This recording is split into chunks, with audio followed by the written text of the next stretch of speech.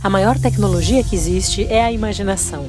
Nós, humanos, na experiência de estarmos vivos em nosso tempo e lugar, construímos saberes que ficarão para além de nós.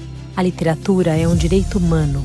Acesso importa e cultura nunca foi perfumaria. Não somos iguais. Nossa inteligência não é artificial. Somos florestas, somos cidades, somos rios inteiros, ciência, música, diversos, somos cultura. E o dia em que já não nos lembrarmos disso, teremos nos tornado um deserto débil de seguidores. A cultura é a rede mais potente de um povo. A conexão a partir da autonomia e integridade. Quando meninas e meninos brasileiros aprendem a ler, seja com os olhos, com a ponta dos dedos, os gestos, a voz, o mundo torna a começar e eles tomam seus destinos nas mãos. Nosso convite é para celebrarmos juntos todas as linguagens artísticas pelo viés da literatura. Em 2025, a Companhia Apocalíptica apresenta o Fresta, um festival literário multilinguagem não competitivo de formato híbrido, que revela artistas da cidade e promove o intercâmbio com outros estados brasileiros e também com o mundo. São 65 horas de programação, 10 vertentes artísticas, 90 artistas selecionados e 80 são mulheres. A cultura é e sempre será o lugar para onde voltar. A Fresta, através da qual jamais esqueceremos quem somos e o que realmente importa. Bom dia, boa tarde, boa noite, sejam todos muito bem-vindos a mais esse episódio do Inventário de Oralidades, aqui no ambiente virtual da Companhia Apocalíptica. Esse projeto que é feito pelo Fresta, a jornada literária que foi contemplada na Lei Paulo Gustavo Estadual, o edital número 21/2023 de festivais, né? O Fresta vem trazer aqui o que um dia foi o espírito da Bienal do Livro. A literatura para além dos livros. Como que a gente dialoga com diferentes segmentos artísticos, nessa edição do Fresta são 15, através da literatura, no ambiente virtual e no ambiente presencial. Hoje eu estou conversando com um amigo que eu sou fãzaço e que eu queria, faz tempo que eu já queria trazer aqui para o Inventário de Oralidades e que eu tenho certeza também que vocês vão se apaixonar. Lelé, muito bem-vindo aqui no Espaço da Apocalíptica, querido. Muito obrigado pelo convite. Muito obrigado pelo convite. Não, já demorou. Eu devia ter trazido, era bem antes. Então eu vou começar me apresentando. Por favor. Fazendo a resposta da pergunta de $1 milhão. Que eu fiz aqui agora há pouco. Lelé vem do quê? Qual é o nome original? Então, o nome original é muito difícil, cara. É Antônio. Mas da onde que Antônio virou Lelé? Aí que tá a grande pergunta. Até aos 9, no máximo 10 anos de idade, eu tinha uma deficiência de fala. Tá? Por exemplo, vamos falar Lawrence. Eu falaria Laure. Entendi. Vinícius. Vinícius. Né? Entendi. Então, eu não soletrava, eu não falava os fonemas. Entendi. F, S, CH, Caramba. X. Né? Então, era... Aí você fez fono e tal, para poder... Que fono? Naquela época não existia isso, não, rapaz. Fono é coisa nova, coisa de... Aprendeu foi na marra. E para molecada, né, eu era o gago. E o gago é o bobo da turma. Mas não chega a ser gago, né? E o bobo da turma é o Lelé. É o Lelé. Nossa, Lelé. É uma transição isso. Foi longe, No início, eu briguei muito, mas quanto mais eu brigava, mais virava o Lelé. Normal, Aí chegou uma mesmo. hora que eu falei, quer saber de uma coisa? Lelé mesmo. E quando eu me tornei adulto e me tornei... quando eu vim para Rio Preto e virei jornalista, né? Aconteceu um problema. Eu assinava minhas coisas com o nome correto, Antônio Arantes Neto. Sim. E teve um problema na Câmara, uma matéria que eu fiz e que acabou virando uma CPI na Câmara. Uma das primeiras CPIs aí da Câmara. E o vereador fez um discurso veemente, né? Irritado, bravo. Né? E ele era um cara que gostava de mim, eu gostava muito dele. E ele não sabia que ele estava antes de você? Não. Não. Né? Aí quando acabou, ele veio falar comigo, porque ele fez um discurso contra os jornalistas, né, os jornalistas, e principalmente esse tal de Antônio Arantes Neto, que ninguém sabe quem é.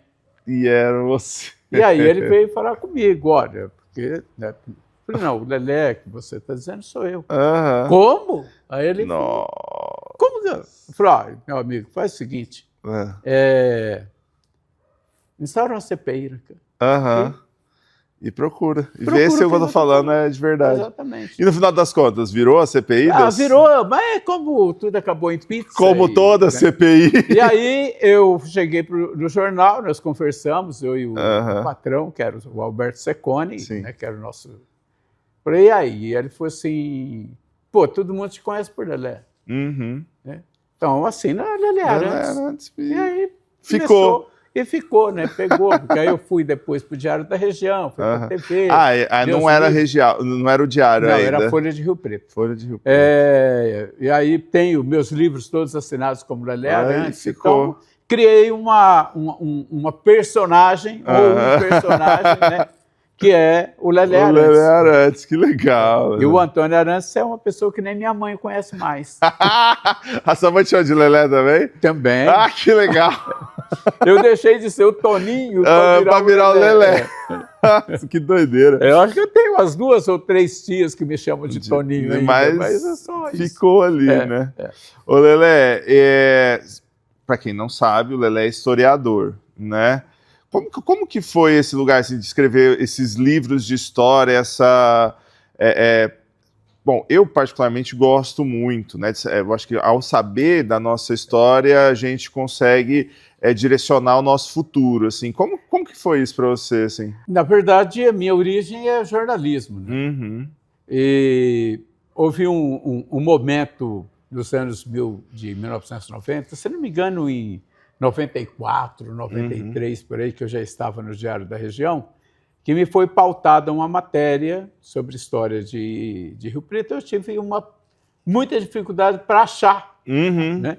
Porque os livros de história, na época, não falavam sobre aquilo. Sim. Né? E eu fui atrás e comecei a descobrir algumas coisas. Li os livros que foram escritos, né? O último livro escrito tinha sido do Leonardo Gomes, um livro de 1975. Sim. Então, ali já existia um vácuo de 90 anos, de 20 anos, né, de história. E decidi escrever um livro sobre esse vácuo. Ou não? Assim, na verdade, eu comecei a pensar o seguinte, olha, assim como eu, tem várias, eu acho que 30%, 40% da população não é riopretense. Sim, eu também não sou. E esse número aumentou bastante, né, de lá para cá. Isso eu estou falando de 1993, 94. Então tem muita gente que não sabe, não conhece a história de Rio Preto. Sim, sim. Né? E quando eu comecei a escrever, eu descobri que a forma como eu estava escrevendo era a mesma forma que os outros escreveram.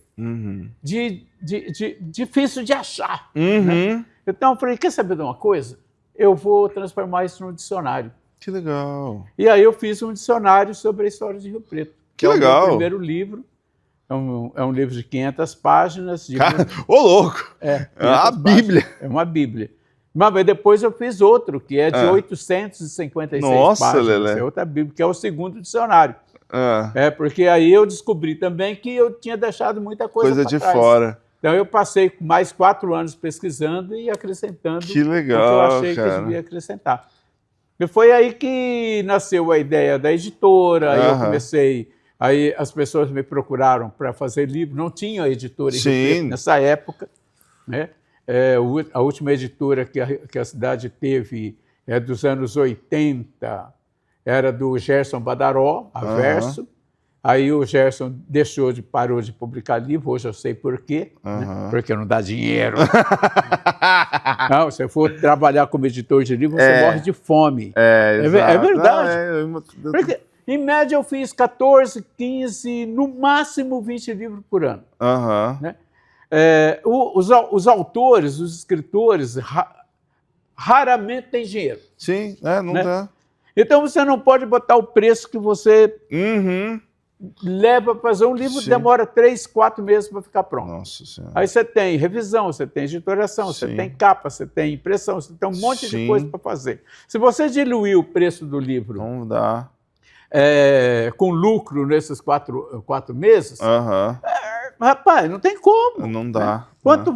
Quanto, né? E A não hoje em ser dia que vira. você tenha muita produção. Sim, sim. Né? Não, e a venda também, né? Hoje em dia, cada vez menos as pessoas comprando o livro físico. Né? Mas as coisas são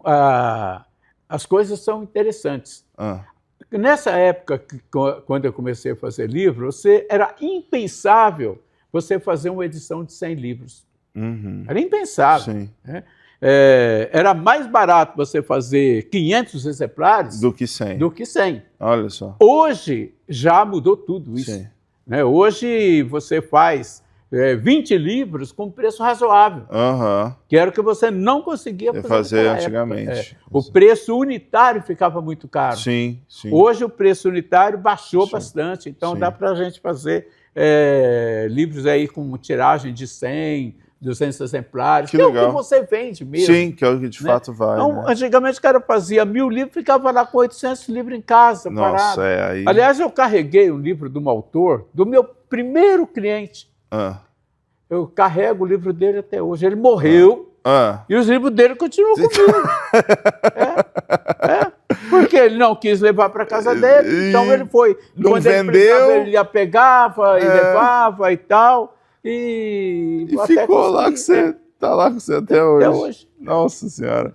Ô, Lelé, e aí como que funciona isso, por exemplo, no mercado hoje, assim? Porque realmente, né, o autor, via de regra também, não tem muita grana para poder colocar na edição do livro e tal. Então, funciona, tem edital, essas coisas? Como que é isso, assim? O pessoal ganha edital e aí fala contigo? A grande maioria Ah, faz por conta própria.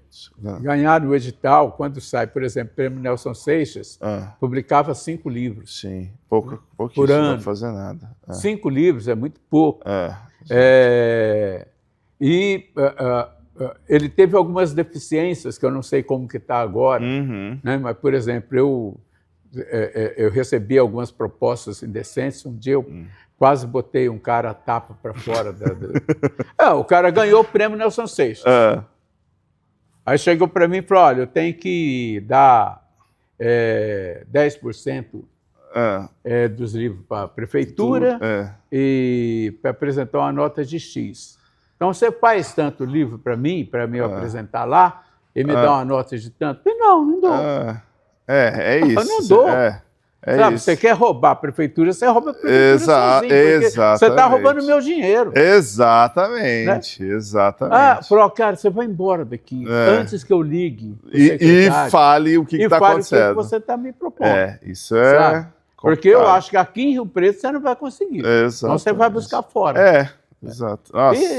Mas para fazer maracutaia tá cheio de gente. Está cheio de gente para fazer maracutaia. Então a gente tem que... Nós temos que perder esse achar que só porque o cara trabalha com cultura, que é artista, ou se diz artista, ele é honesto. Exato. Porque o desonesto está em todos os lugares. Sim, em todos os segmentos, em tudo. Então, é bem isso. Lelé, lá do primeiro livro, né? Tipo, aí você fez esses 2 dicionários e o negócio já era independente, ou você montou a editora a partir desses livros que você escreveu? A partir desse livro. Tá. O primeiro livro. Então você mesmo editou o teu livro? Eu mesmo editei, levei, imprimi, vendi. Nossa, que doideira. Nós fizemos lançamento no Dalila, na época, que era o melhor buffet de Rio Preto. Legal. Nós tivemos 700 pessoas no Caramba! Com chuva! Teve Nossa gente, Senhora! A Andraci da Faculdade de Direito, da FADIR, entrou no nosso lançamento com as sandálias na mão. Nossa, que doideira! Água na canela. E ainda assim deu 700 pessoas. E 5 dias antes tinha caído o prédio lá da Avenida Badibacite. Então, a cidade estava naquela caos ali. Mesmo assim, nós conseguimos colocar 700 pessoas lá dentro.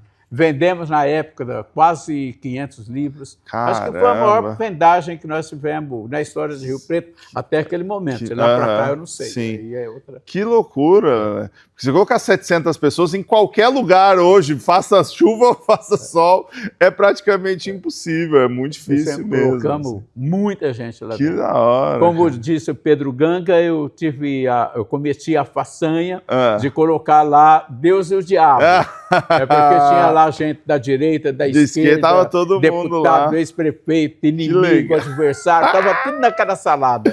Que da hora, meu.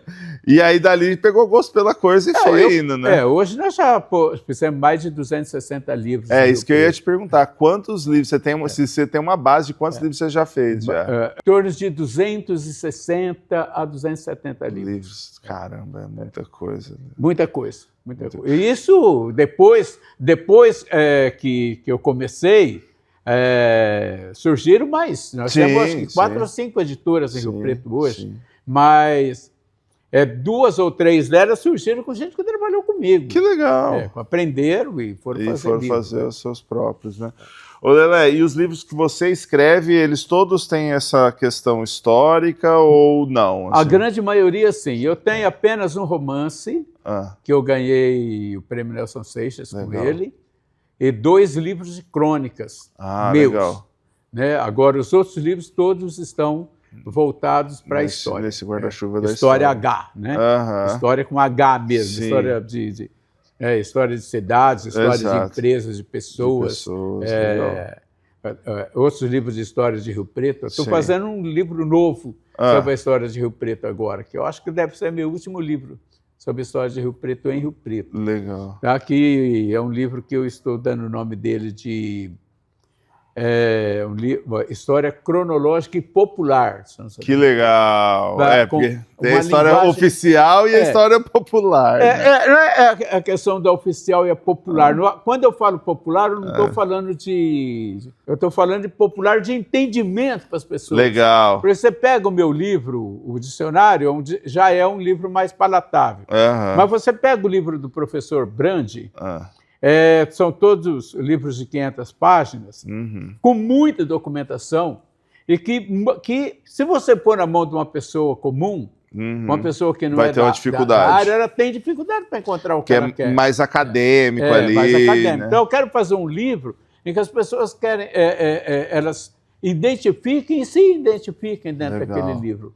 Que ela possa olhar, então esse cara aqui é o Alberto Andaló. Esse cara aqui é o Sanobelino aqui da minha avenida. Né? Essa praça aqui, então, nossa, essa praça é antiga, né? Exato. Para a pessoa olhar e se ver, né, dentro da cidade. Eu não sei o que você acha, né, assim, mas eu vindo de fora, né, assim, de Indiaporã e tal, vim para cá em 2009. Eu, de fora, assim, eu percebo que não tem muito uma valorização da história de Rio Preto mesmo, de quem foi fulano, assim, eu não sei como que é nas escolas, assim, né, no ensino fundamental e tal, se de fato se ensina isso e as pessoas sabem como que é exatamente quem foi o Pedro Amaral, quem foi a galera toda, assim. Eu tenho a impressão de que Rio Preto, como um todo, não valoriza, eu trago isso até para o ambiente dos artistas, né, não valoriza os artistas de maneira geral, um ou outro aí que tem uma homenagem e tal, mas na cidade como um todo eu percebo isso, assim. Eu estou viajando ou é isso mesmo? É mais ou menos isso, tá? Tem algumas escolas até se esforçam para que isso aconteça. Mas há um certo distanciamento, mas eu acho que isso vem por conta da imigração. Né? Nós temos que levar em conta que Rio Preto... olha esse dado, que esse dado é importante. Em 1985, Rio Preto tinha em torno de 180 mil habitantes, no máximo. Hoje, Rio Preto tem 500. Sim. Então, você pega quanto cresceu o Rio Preto de 1985 para cá, nos últimos 40 anos. Quase 3 vezes, né?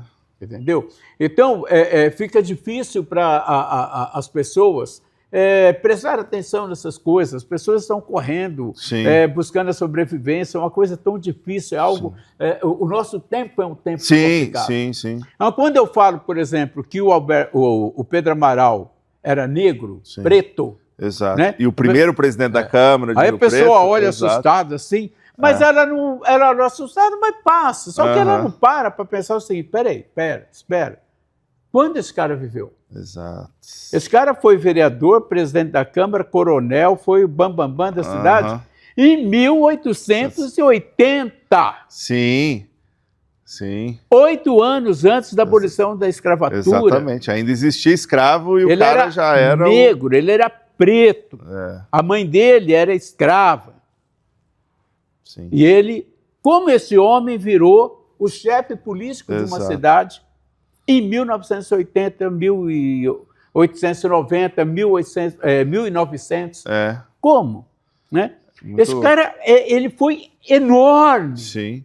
Porque o cargo de presidente da Câmara era como se fosse o prefeito na época. Né? Ele era o chefe político da cidade, de uma região, de um território que começava lá em Catanduva e terminava lá em Rubinéia. Sim. Indiaporã, que você nasceu, fazia parte do município de Rio Preto. Exato. Tá? Esse homem, as pessoas não sabem quem ele é. Exato. As pessoas não sabem que é a única rua de São José do Rio Preto que não tem uma lei dizendo assim, essa rua passa a se denominar-se Pedro Amaral a partir de hoje. Não tem? Não. Não sabia disso. Não. Já era a rua do Pedro Amaral. E pronto. E ficou. Em 1904, trocaram todos os nomes de rua de Rio Preto. E a do Pedro Amaral ficou. Mas a do Pedro Amaral ficou ali. Que doido. E o maior desafeto político dele, que é o Adolfo Guimarães Correia, que veio depois dele, que foi afilhado dele de casamento, em 1904, colocou o seu próprio nome na rua Bernardino de Campos. Quando ele saiu em 1914, tiraram o nome dele. Hoje ele tem uma pracinha lá, você subindo para a Avenida Saudade, vai para o cemitério, do lado direito, esquerdo, tem uma pracinha, aquela praça com o nome do Adolfo. Entendi. E ele é o loteador da Vila Ercília. Não sabia. Tá? Então o Pedro Amaral ficou na história e o Adolfo foi apagado da história. Só que, politicamente, o Adolfo foi muito maior que ele. Né? Então, veja como são as contradições da história. Não, isso é muito legal. Isso é muito legal de ver os paralelos, de ver as coisas acontecendo. Eu, particularmente, sou fãzaço desse tipo de coisa, assim. Mas é muita coisa bacana, Sim. Muita coisa legal. E eu tenho essa impressão, né, assim, pelo menos em relação aos artistas e tal, assim, eu tenho essa impressão de que a gente não tem essa valorização do mestre, né, assim, da pessoa que ela veio antes de nós, que quando isso aqui era tudo mato, ela capinou isso aqui e deixou o terreno pronto para a gente fazer, né. Por exemplo, uma coisa que Rio Preto pouco fala, mas em 1931, o Vila Lobos completou 44 anos de idade aqui em Rio Preto. Olha só. Teve uma festa para ele. Olha. No Automóvel Clube de Rio Preto. Sabia não. Né? Então tem muita coisa boa. O Paulo Moura. Pô, quem sabe que o Paulo Moura nasceu em Rio Preto e morou em Rio Preto é uma parcela gente, praticamente ninguém, exato. Pessoal da área da música só. Sim. Mas o pai dele era músico do Automóvel Clube. Exato. Foi durante muitos anos. Né? Você tem muita gente que saiu de São José do Rio Preto e foi embora, e lá fora ele se tornou grande, né? E que as pessoas não sabem. Sim. E muitos que vieram para cá também, e aqui eles ficaram. Sim. Né? Agora, veja bem, Laura, nós temos que levar em conta uma coisa. Quando você fala em cultura, né? É preciso ver qual é o valor que a população dá para a cultura. Sim. Né? Você pega, as pessoas saem daqui, vai lá para Barcelona e né, vai em Madrid, meu Deus, vai em Nova York, agora vai lá no Natal de Nova York, né? Vai no Natal de Gramado, mas eles não sabem quanto a cidade investe naquilo para ser aquilo.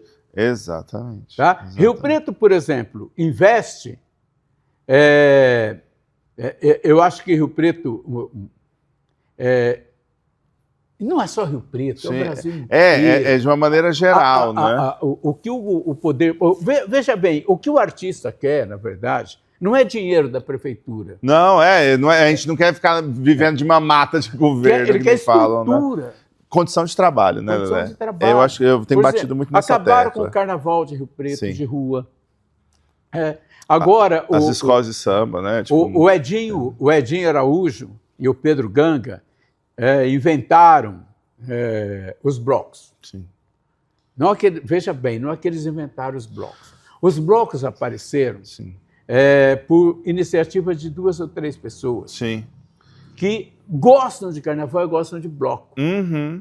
E deu que certo. tá tudo bem. Só que aí o governo percebeu Exato. que se ele investisse R$10.000 em cada bloco, Era muito mais vantajoso do que colocar a escola de samba na para rua. rodar. Exatamente. Entendeu? Exatamente. E aí, hoje, está surgindo, nós já temos 10 ou 12 blocos de Rio Preto, que eu acho extremamente saudável. Sim. Só que uma vez você coloca dinheiro, vai surgindo mais, e as escolas de samba vai deixando de existir. Eu, na minha opinião, a escola de samba não pega mais em Rio Preto, acabou. E acho que os blocos estão certos. Mas o que eu acho errado é o governo achar ou fazer propaganda de que ele criou e trouxe uma nova modalidade cultural para o Carnaval de Rio Preto, porque isso é mentira. Sim. Isso foi coisa de 2, 3 pessoas aí, daquela moça lá de Schmidt, como que é o nome dela? Carlota. Ai, meu Deus, como é o nome dela? Daquela menina ali da Redentora. Eu não vou lembrar agora, assim, mas é desse pessoal mesmo. Que começou um trabalho. Sim. Né, que a prefeitura viu a oportunidade de fazer propaganda em cima desse trabalho. Mas sempre, é preciso que a gente tenha noção verdadeira da história para não deixar que isso caia, resvale para o dividendo político. Sim. Na última edição do Fresta, a gente fez essa conversa com o Serrone também, né? E aí, as pessoas, elas não têm noção, por não conhecer a história, né? Elas não têm noção de quão grande já foi o Carnaval de Rio Preto e as escolas de samba no Carnaval de Rio Preto, né? Assim, porque você fala para as pessoas, fala assim, olha, aqui em Rio Preto tinha a escola de samba muito forte, o negócio bombava mesmo. A pessoa não acredita, ela acha que escola de samba é um negócio só de São Paulo e Rio de Janeiro, né? Na minha opinião, do que eu conheço da escola de samba daqui, do carnaval daqui, o meu vaticínio, espero que eu esteja errado, é o seguinte: o Oba veio para ficar. Ponto. O Oba veio para ficar. Ponto. E é bom para Rio Preto? É bom para Rio Preto. Ponto. O bloco veio para ficar? Veio e vai crescer cada vez mais. Por que ele vai crescer cada vez mais? Porque é onde as pessoas vão para o desfile, ou para o carnaval. É como antigamente a gente tinha os bailes de marchinha. As pessoas iam para o clube. Exato. E lá elas participavam, elas dançavam, elas se enchiam a cara, elas viviam um momento de carnaval. E hoje é o bloco. Isso. Hoje é o bloco. E quando eu fui presidente da escola de samba, da Liga, que foi 1 ano e pouco, eu queria fazer o quê? Com que as escolas mudassem o conceito. Que as escolas fizessem algo híbrido entre a escola de samba e o bloco. Tipo, vamos fazer o desfile, passou o desfile, como vai passando o desfile, vai entrando o público junto. Isso é legal. E o público, e a bateria fique lá por 2, 3 horas, 4 horas, para que as pessoas possam curtir o carnaval e sambar. Isso é legal. Tá? Mas não deu certo, cara. Nós tivemos muito problema e eu e também, assim, não quero nem comentar sobre isso, porque... Carnaval é uma arte cara, né? Assim, a escola de samba em si, propriamente dito, né? Tem toda uma estrutura, carro alegórico e tal. Você não faz isso se você não tiver um apoio estatal. Você não faz isso se o governo estiver jogando contra. Exatamente. Iluminação, som... ECAD, tem que ter um monte de coisa que as escolas não contam de fazer. Exato. Por si só, sozinha, né? E assim, não é que não dá conta em Rio Preto, nem no Rio de Janeiro dá conta de fazer sozinha. Não, Rio de Janeiro, né? As escolas recebem milhões. Exatamente. Né? Eu participei do Carnaval no Rio de Janeiro de 2018. O enredo do Carnaval da Escola de Samba Império Serrano, né? Vai ficar Império Serrone, não, Império Serrano com o, né? Serrone é ótimo. O enredo foi um enredo, uma ideia minha, que era um enredo sobre a China, né? E a escola colocou esse enredo na rua, e a escola tinha passado muito tempo no grupo de acesso, e quando a dona Vera, que era presidente, passou para o primeiro bloco, né, para o desfile especial, minha filha desfilou nesse carnaval que ela subiu, ela tinha 2 caminhos. Ou ela pagava as contas da escola e mantinha a escola viva, ou ela investia no carnaval. Tá? Nós tentamos buscar patrocinadores, buscar dinheiro para ajudar, mas acabou não rolando. Não rolou, cara, é muito caro, é muito difícil. E aí a escola acabou voltando para o grupo de acesso ali. Porque é difícil. Cara, um carnavalesco ganha 200 mil por mês. É muita coisa, bicho, é muita coisa. 200 mil por mês. É 1.400.000 por ano. Só o carnavalesco. Só o carnavalesco. Fora toda a outra estrutura, né? Assim. Não é aquilo que a gente vê na escola de samba do Rio de Janeiro. Cara, aquilo lá não é mais uma produção de comunidade. Não, deixou de ser faz tempo. É profissionalizado, é para o mundo inteiro, sabe? Sim. E como que a gente vai implantar isso em Rio Preto? Não tem. Para implantar isso em Rio Preto teria que destinar no mínimo 5 milhões para as escolas de samba. Exato. 1 milhão para cada uma. Exato. Não vai fazer isso nunca. Não vai. Nunca, esse o lugar. Nunca. Então, assim, fica num lugar até que você começa, depois de Aliás, tanto 5 tempo, milhões, né? não é nem o orçamento Da cultura inteira, imagina. Inteira. Pegar toda a Secretaria de Cultura, teria que colocar vamos fazer só carnaval, só a escola de samba. Só a escola de samba, não vai.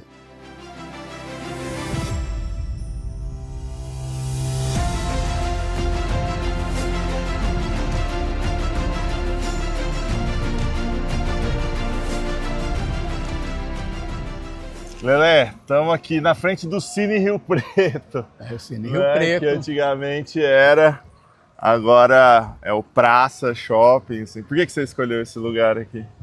Porque essa praça aqui, quando eu cheguei em Rio Preto, no final de 1981, era um lugar muito bacana para a gente ver. A noite era bem frequentada, bem iluminada. E à tarde você tinha o show das andorinhas. Sim! As andorinhas revoavam, tudo isso daqui. Que ano que era isso? Né? 81, 82, 83. As andorinhas ficaram até quando, assim? Mais ou menos nessa época aí que começaram a expulsá-los, né? Começaram a colocar fogo nas árvores para mandar elas embora. E elas foram embora, né? Hoje a cidade tem saudade dela, mas não adianta, que elas não vão voltar. Né? Não é assim que funciona, né? Nós expulsamos elas, né? E o Cine Rio Preto, aqui tinha o Cine Rio Preto e o Cine Capitólio. Né? Funcionava 2 cinemas? 2 cinemas, aqui? Um embaixo e outro em cima. Né? E eu vinha muito assistir filme aqui, né? Vinha muito. Aí depois entrou a era dos filmes pornôs, aí acabou o cinema. Porque você tinha, olha só, você tinha aqui o cinema, ali, aí você tinha... O Eldorado ali em cima? Não, o Eldorado é posterior. Depois ainda. O Eldorado é posterior. Você tinha o Cine Central, você tinha o Cine São Paulo ali na esquina, você tinha o Cine Curte, você tinha muitas opções de cinema em Rio Preto. O cinema ainda era diversão. Exato. E esse prédio aqui, o que é interessante nele, hoje está lá escrito proprietário Francisco Antônio Curte, mas esse prédio foi inaugurado no Natal de 1940. É mesmo? Por 3 irmãos argentinos. Olha só. Que eram o Adelmo, o Benedito e o Ettore. Zini. Né? Zini, C-I-N-I, que eram argentinos, vieram para São José do Rio Preto. Aqui eles tinham uma fábrica de refrigerante chamada Centenário, que depois passou para a família Senibaldi. E eles construíram esse prédio para pôr o cinema. Esse cinema, o Cine Rio Preto, tinha 1.100 mais 900. Tinha praticamente 2.000 poltronas. É mesmo? Era enorme. Ô, louco! Ele tinha 1.000 embaixo, 1.100 embaixo e 900 no... Ô, louco! Na parte de cima. Não é o Capitólio que eu estou falando, só do Cine Teatro Rio Preto. Gente tá? do céu! É do tamanho do Paulo Moura. Isso aqui é maior. Mas Paulo, mais gente que o Paulo Moura. O Paulo Moura cabe 914. cabe 1.000 Não, 914 lá no Paulo Moura. 900, aqui cabia 2.100 pessoas. 2.000 pessoas, na verdade. Era o cinema, gigantesco. Aqui aconteciam os eventos quando vinha autoridades, assim, quando tinha orquestra. Quando você coloca 2.000 pessoas num lugar, é isso aqui. E aqui é o espaço que o pessoal chamava de zigue-zague, né? Ali tinha a Salada Paulista. Sim, né? sim. Então, ali tinha o Bar do Zique. Então as pessoas vinham e ficavam andando aqui. O fute de Rio Preto era aqui. Era esse pedaço aqui. Muita gente arrumou namorada aqui, casou aqui. Muita gente que hoje não sabe que o avô, o bisavô e o pai namoravam nesse pedaço aqui, nessa praça. Aqui. Né? Você tem ali o prédio, o edifício Caramuru, que hoje é edifício Fauzi Biasi, que foi inaugurado um ano antes, em 1939. Que era o quê? Era uma obra, essa obra é da Casa Bancária Edgar Caramuru. Então, os milionários aqui em volta fundaram a Casa Bancária, um banco. O Edgar Caramuru era o cabeça. Sim. E ela era um investimento. Tá? Como hoje você pega o teu dinheiro e põe em ações da Petrobras, era ali que os caras investiram o dinheiro deles bolsa ali. De valores ali. Investiu o dinheiro deles ali. Mas o Edgar deu uma errada de mão. Deu errada de mão, ele acabou arrumando uma namorada, ele era casado, tinha filho, e tentou fugir com essa mulher, foi preso lá no Porto de Santos. Então, esse é um lugar que eu gosto muito, porque eu vim aqui para ler. Sim. Né? Era uma praça mais arborizada do que essa. Essa aqui sofreu uns ecocídios aí ao longo do tempo. Né? Foram cortando, arrebentando as árvores tudo. Ali. Você tinha uma árvore maravilhosa, linda ali. Eu lembro, uma árvore de uns 50 anos. Eles cortaram tudo, porque a modernidade manda cortar a árvore, né? Aí depois o cara fica babando para encontrar uma praça para sentar, uma sombra. Não tem. Não tem por ser. Cortaram tudo. Exatamente, né? Não tem milagre para fazer. Aqui era cheio de banco, você vinha, sentava, banco de encosto. Sim. E pegava o seu livro, ficava lendo, ficava olhando, apreciando e tal. Igual aquelas pessoas estão ali, ó. Tranquilo, acabaram. E essa é uma coisa que não tem muito mais, né? Assim, a pessoa vir para a praça para poder ler com segurança, com conforto, com o mínimo de conforto, uma praça arborizada, uma praça que você consegue, né? Eu vou na praça para dar uma respirada, né? Você não tem mais. Não tem mais, né? Aqui, né? Você é abordado de todas as formas, né? Virou um lugar de passagem mesmo, assim, né? Tipo, as pessoas passam pela praça, elas não vão vir aqui até a praça, né? Mesmo quando tem a apresentação naquele palco ali, o negócio nunca acontece direito, aliás, isso é uma coisa que eu andei brigando na época dos primeiros feats, né? Com o Rui, com o pessoal aí. Porque pelas contagens, 60.000 pessoas passam pela... 5.000 pessoas passam por hora na praça. E 5.000 pessoas viram a peça do Lawrence. Não é verdade. Dessas 5.000 pessoas, talvez 200 pararam para ver. Para assistir, exatamente. Vai falar que passou, que 5.000 viu, o pessoal parou, dá uma escorregada. Exato. Porque não acha que a gente não faz conta, exato, né? Não tem noção de espaço.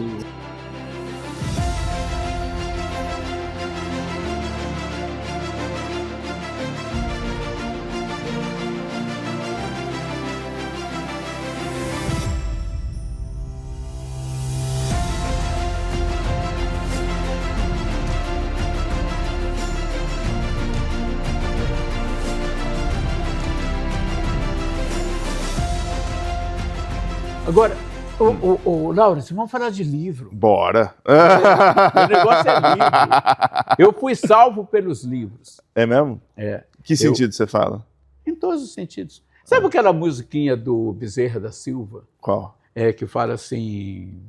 Se não fosse o samba, quem sabe hoje em dia eu seria do bicho. Eu sou do livro. Se não fosse os livros, quem sabe hoje em dia eu seria do bicho. E seria mesmo, porque que legal. eu nasci em Bálsamo, fui criado em Cosmorama, até os 8, 9 anos, 10 anos, numa condição muito legal. Aí depois meu pai adoeceu, aí nós acabamos indo morar na favela da cidade. Eu tive tudo para sair do eixo. Sim. Sabe? 6 irmãos em casa, eu era o mais velho, tinha que levar comida para casa. Tinha que ajudar. Uma cidade desse tamanho. Sim. Mas por sorte, algumas pessoas me abraçaram, eu fui trabalhar, recebia meu salarinho legal. Mas eu tinha uma paixão por livro. Ai, que legal. Como eu era gago, né, gago entre aspas, Sim. minha mãe me levou no médico quando eu tinha uns 6 anos de idade, aqui em Mirassol, ela me trouxe, e o médico, o doutor Nogueira, o doutor Moreira, uma coisa assim, disse o seguinte para ela: isso passa. A hora que ele aprender a ler... E aí ela... E aí, meu amigo, quando eu fui para a escola, eu já estava sabendo ler algumas coisas. Né? E eu peguei o hábito de carregar livro. Que legal. Então, quando eu tinha 14, 15 anos, eu tinha uma caixa e você ia levando para todo lado. Com 400 bolsa-livros. Você falou teatro de bolsa, bolsa-livro de Bang Bang, história. Por isso eu apaixonei por história, porque tinha uma coleção chamada HH, que era só a história da Guerra da Coreia, Segunda Guerra Mundial, e eu fui aprendendo aquilo. E nós acabamos criando os moleques lá, eu, Plação, o Mel e mais uns 3, 4 moleques, que a gente trocava os nossos... Só que muitas vezes o livro que eu li em janeiro voltava para mim no outro janeiro, porque fez a roda e voltava para mim. Que legal. Então nós tínhamos ali uns 500 livros, bolsa-livro, que circulou entre a gente. E quando eu fui crescendo, comecei a pegar livro de uma biblioteca que ficava... Era uma pilha de caixa que ficava atrás da porta da prefeitura. Isso lá em Cosmorama? Lá em Cosmorama. E a Laíde, que era a pessoa que cuidava desses livros, virou para mim e falou assim: tem um monte de livro aqui para você ler. Ela abriu a caixa para mim. Aí foi... a primeira que veio foi uma coleção do Júlio Verne. Que legal, Tudo livro novinho, capa dura. Nossa. Então, aí você tinha quantos anos na época? 15, 14 anos. A época certa de você ler Júlio Verne. E aí, meu amigo... Quando você tem 8 anos, você entrevistou a Marciana. Sim. Eu e a Marciana chegamos juntos aqui. É? Eu cheguei aqui em 81, em novembro, e ela chegou mais ou menos nessa mesma época, vindo de Borborema. Do Tanquinho, na verdade. E eu comecei a pegar livro na biblioteca, né? Fiz a ficha, ia todo. Eu trabalhava à noite na padaria, e de dia eu trabalhava numa distribuidora de gás, a Copa Gás, que era ali na Filadélfia com a Primeiro Mestre, onde terminava a cidade. Né? E eu ia para lá, romaneava o pessoal que ia vender gás e ficava o dia inteiro. E ficava ali. Atendia um telefone, o outro, então lia pra caramba. Né? Eu cheguei para ela, pedi tal livro, não tinha. Pedi outro livro, não tinha. Pedi outro livro, não tinha. Aí a moça que trabalhava lá, acho que é a Vera, que foi casada com o filho do Aécio, com o Aécio, falou com ela, ela veio conversar comigo. Ela falou: faz uma lista dos livros que você quer ler. E aí você fez? 150 livros. Ela comprou praticamente todos. É mesmo? E a grande maioria deles eu li em primeira mão. Que legal, cara! Olha só, tipo, fazendo um acervo praticamente. Exatamente. Aí depois eu comecei a comprar meus próprios livros, formar minha biblioteca. Eu já formei 3 bibliotecas, eu estou na terceira, na quarta. Olha Acontece que quando a coisa aperta muito, por exemplo, quando a Maria Antônia estava vindo, eu precisava de uma casa.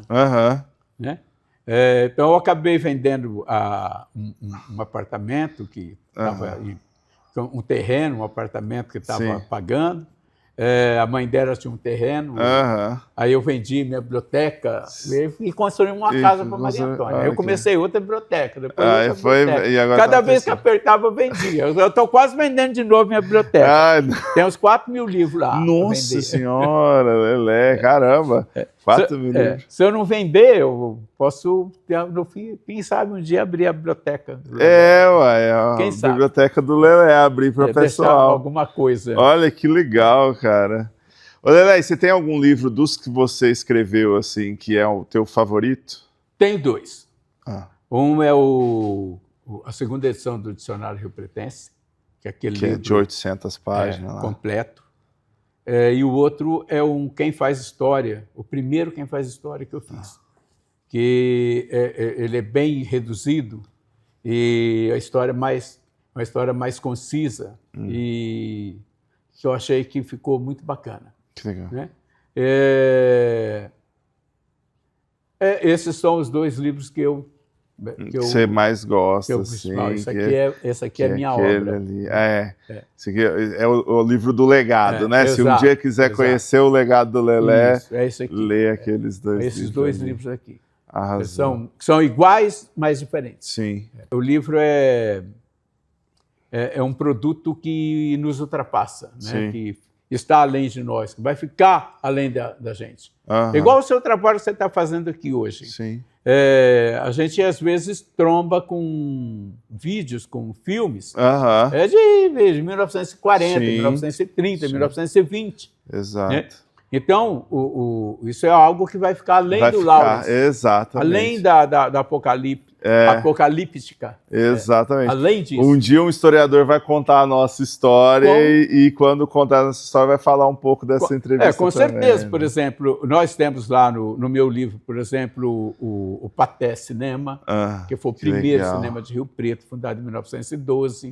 Que legal. Nós temos o Eden Park, que foi também fundado em 1912, nessa época, que tinha cinema, bar, restaurante, boliche e pista de patinação. Que legal. Nossa, pista de patinação. Não patinação no gelo. De patinação normal mesmo. Que foi a coqueluche nos anos 40. Hoje em dia não tem mais, né? Mas entre 1912 e 1915 havia muito. Depois veio o tênis de mesa. Né? Então tem muita coisa que está aí que as pessoas não sabem. O Eden Park era ali perto onde era o Banespa, ali atrás do fórum. Né? Sei. Então, era um lugar feito de barracão de madeira. Aí você fala, nossa, mas era o que tinha na época. Sim. Né?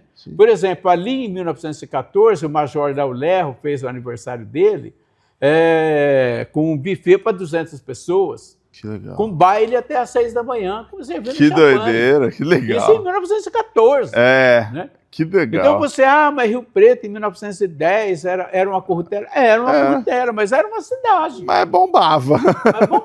Tinha... É que o historiador não... há coisas que você acaba não entrando, por exemplo. Bem que eu deveria te falar. A zona do Meretrício, por exemplo.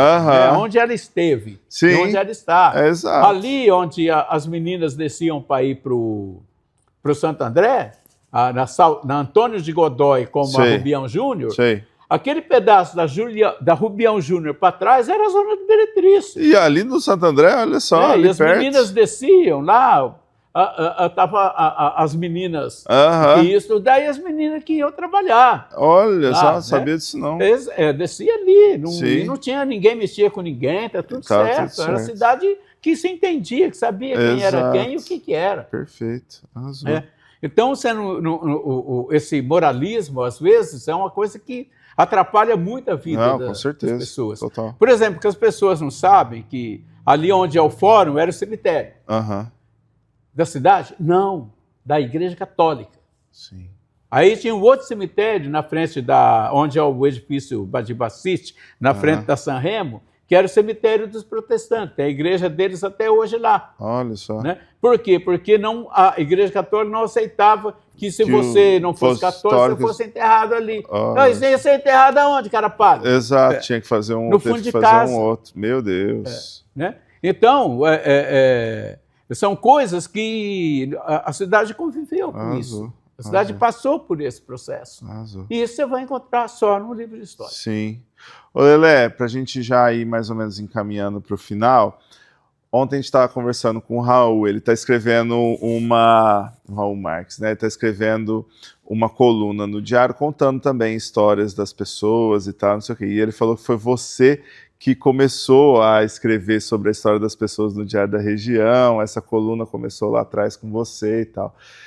Mas o que eu queria te perguntar era como que você vê, nesse movimento de literatura mesmo, assim, essa, vamos chamar assim, de nova guarda, essa galera que está vindo, essa, né, você enxerga que está mais potente do que já foi, ou como que tá, o pessoal está se virando mais, o que você enxerga, você tendo essa visão, né, de historiador, de que já foi lá atrás e agora no contemporâneo, para a gente tentar imaginar como pode ser para frente? Olha, eu acho que nós estamos vivendo um boom. Legal. Foi um pouquinho maior antes da pandemia, né, mas estamos retornando. Veja bem, Lawrence, entre 1998, que foi quando eu implementei a editora. Sim.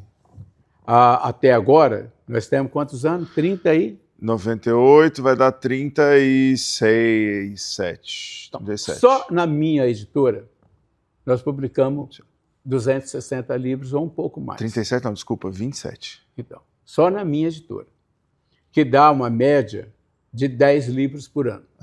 Tá?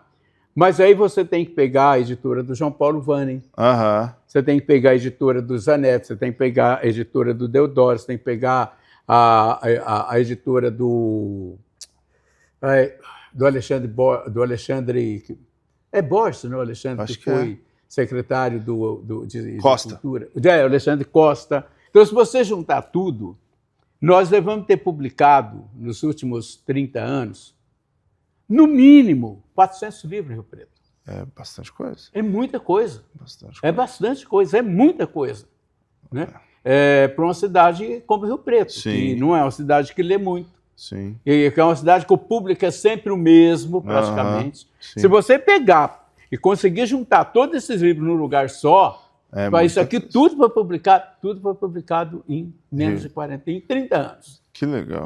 Isso é uma coisa que o pessoal não tem essa base, né, essa ideia. Então, nós vivemos um boom. Por exemplo, o Raul. O Raul já está, acho que no 7º, no 8º livro dele. Ele está vários. Esse ano ele vai lançar 4. Então, esse ano, olha a ideia. Então, ele é um produtor, ele é um grande escritor, um grande produtor de livro. O Jacó, o Dr. Jacó, que vai lançar um livro comigo agora, daqui uns dias, já publicou 14.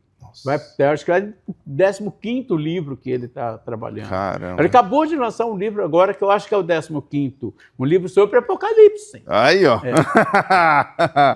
O Wilson Dyer já tem 6 ou 7 livros escritos, né, publicados. Que legal. O Walter Berlotto, que eu considero hoje um dos maiores poetas que nós temos vivo em Rio Preto, também já tem 4, 5 livros. Sim. Então, nós temos uma produção muito bacana em Rio Preto. Que legal. Sabe? Eu acho que isso a Academia de Letras também, que nós temos hoje 3 academias de letras em Rio Preto. Tem a Arlec? A Arlec, tem a Maçônica e que tem a do João Paulo Vanem, a Bresc. Sim, eu conheço a Arlec e a Bresc, a outra não. Entende? A outra é maçônica. Essa não tem uma produção muito boa, mas o fato, muito boa que eu falo, é volumosa. O fato da gente ter 3 academias de letras em Rio Preto, é importante. Né? E você tem o IBIUST, você tem hoje o IBIUST, que é um grande foco de literatura. Sim, sai bastante produção dali, é um negócio... Unesp. Então, eu acho que nós estamos vivendo um momento... Nós nunca vivemos um momento como esse. Isso é legal. Nunca vivemos. Eu estou pesquiso em Rio Preto diariamente. Em termos de literatura, de produção de livro, né? Nós já tivemos mais música.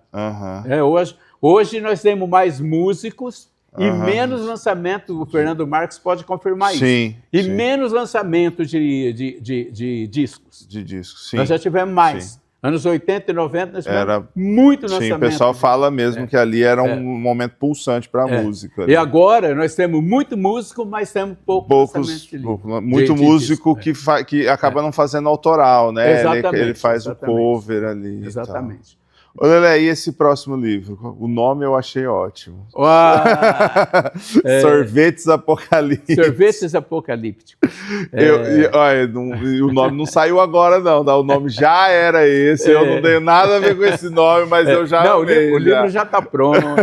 O livro só está aguardando a data de lançamento, porque... Olha só, nós tivemos esse feriado cumprido. Sim.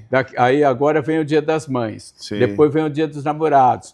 Nós vamos ter um lançamento dia 8 de maio da Silvia, que é a irmã do Oswaldo Nascimento, que vai vir fazer um lançamento aqui em Rio Preto. Sim. Nós temos muitos eventos acontecendo. Agora em abril... março e abril, nós tivemos tanto evento cultural em Rio Preto. Sim, teve bastante. E teve um dia que eu tinha que optar entre 4. É um negócio... 4. E tudo eles eu tinha gente que é meu amigo, sim, parceiro. Isso é muito legal. E aí você não tem como se dividir em 4 pessoas. Exatamente. Né? Então você tem que escolher uma data que eu, por exemplo, faço meus lançamentos ou na segunda ou na terça. No máximo. Que é uma data que ninguém faz. Que quase ninguém faz. Então as pessoas estão livres. Exato. Aí você joga um lançamento na quinta-feira, tem 2 ou 3 ou 4. Aí você joga na sexta-feira, E aí tem os bares. Sim, né? Exatamente. Por exemplo, eu quero ir assistir um show do Fernando Poiana e não consegui ir ainda. Por quê? Porque tá eu fazendo no Sesc, né? Com alguma coisa acontecendo. Sim. Sim, o Fernando é um querido também, assim, eu gosto bastante dele. Ele está no meu livro. Eu fiz um livro em 2022, na pandemia, desse tamanho, dessa grossura também, com 500 páginas. Eu sou meio não gosto de pouca coisa. Né? Eu fiz um livro, chama Rio Preto no Bicentenário. Rio Preto vai fazer 200 anos em 2052. Então, eu fiz um livro do que... Eu fiz um livro não é para o povo de hoje. É para se ler lá. Eu fiz um livro para daqui 30 anos. Que legal. Tá?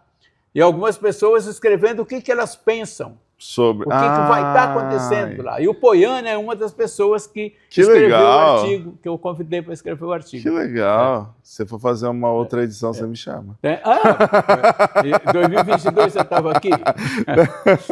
Dava para não te conhecer. Não, a gente não se conhecia, eu achava que você era filho do Faísca. Igualzinho! Procurem o Faísca. Não, é engraçado. Ele parece mais meu pai do que meu pai. Então você vê como que é as coisas. É isso. Lelé, muito, muito, muito obrigado mesmo. Eu queria, antes da gente encerrar, se você puder me dar um minutinho, indicar para quem gosta de literatura. Boa. Os nossos autores aqui de Rio Preto. Legal. Em primeiro lugar, Honorado Vale. Sim. Que é uma pessoa que tem livros maravilhosos. Sim, incrível. Que vale a pena ler todos. Legal. Todos. O segundo, Ferdinando Giovinazzo. Esse eu não conheço. Que pouca pessoa conhece, mas é um poeta dos anos 40, 50, 60 e 70. Legal. O último livro dele foi eu que fiz. Chama Últimos Sonetos, né? Que é muito interessante. Principalmente essas duas pessoas. Porque são pessoas que escreveram muito e muito bem, que são realmente literatas, né, que a gente pode dizer, fizeram literatura de verdade, de alto nível, né, para que as pessoas não esqueçam nem da Dinorá, nem do Ferdinando. Né? E os outros, claro, aí as pessoas vão descobrindo. Eu acho que você começa, tem que começar em algum lugar, né? E tem o Roberto do Vale, que é irmão da Dinorá, que é um poeta e cronista, contista de primeira mão. Que legal. Ele tem um livro maravilhoso chamado As Leopardas. Legal. E tem o Homem Cercado, que também é muito bom, e o de poesia, que é A Caneca. Que legal. Mas o livro, para mim, primordial dele, seminal, é As Leopardas. Que legal, vou dar uma olhada. Arrasou. Lelé, brigadão, querido. Eu que te agradeço. De topar essas doideiras que a gente propõe. Valeu mesmo. Muito obrigado também para quem assistiu até o final, né? Tem que agradecer o Vinícius e o Vinícius e a Naisla que estão aqui. Naisla, gente, olha que nome lindo.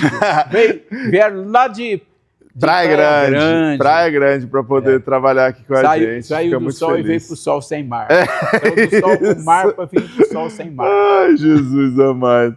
Gente, é isso. Obrigado por quem acompanha até o final aqui. A gente sabe que nessa lógica maluca de rede social só funciona vídeo de 1 minuto e meio. A gente se propôs a fazer um episódio de 1 hora aí para conversar, falando sobre história, falando sobre literatura. A gente sabe que nem todo mundo está preparado para ouvir algumas coisas, né, Lelé?